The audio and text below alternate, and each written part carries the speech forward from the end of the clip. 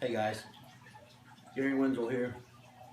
I know I showed you some of the stuff I make and all these intricate pieces that you have to cut out, especially some of these duplicate parts, even the sides and even these rails and stuff here. I was going to show you a quicker way, or the way I do it, the quickest way to do that.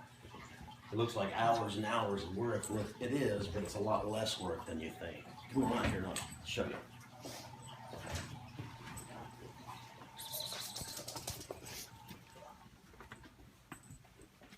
When it's made out of thinner wood, I use a two-faced tape and I stack cut it.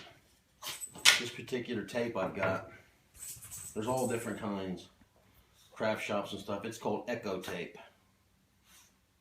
E-C-H-O tape.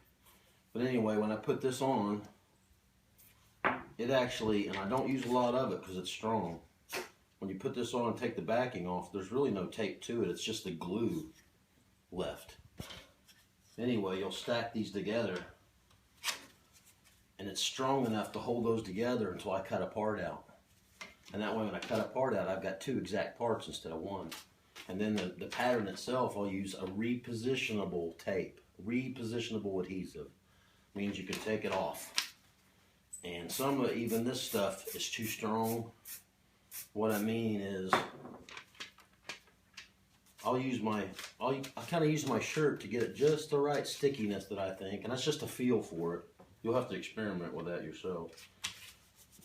But it's just sticky enough to hold that paper on there until I get this part cut out. But it can't stick enough so you can get it off, because when this is a little skeleton looking like part, when you got all these little holes cut out, it's hard to get this off. And you have to sit there and pick it off, that intricate piece. So that's why I want it to stick just right so I can get that off there when I'm done. And then when I get that off there and I take it apart, I've got two parts instead of one, two exact parts.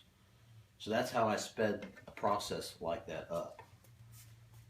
There's all different kind of ways you can do that. The thinner wood, you could probably stack more than just two together. Sometimes I think that stuff in there I was stacking three together, especially if I needed three parts. Those little gossets or whatever they're called, I needed hundreds of those.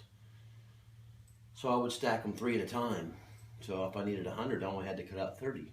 Take them apart, and I've got 100. I was just kind of showing you what I do. And then this, I'm working on this project too. Some cool ways. My daughter had this little thing, and she left it behind because she broke it. It's got a nice top that went on it, and she had it covered in makeup. And I've sanded it off and revarnished it for you. That looks pretty nice. But I also lined it with leather. And how I do that, same kind of glues, but I'll take this leather and I'll just cut cardboard out. Those squares the size I need them.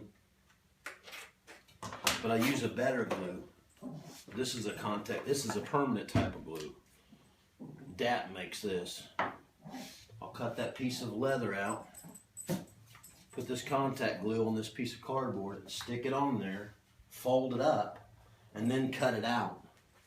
And now it's a perfect little, I'll make a perfect little insert to go inside there. See, that's actually wrapped around a piece of cardboard. It's not just stuck inside. Kind of gives it a backer board to put it on. Looks really, really sweet.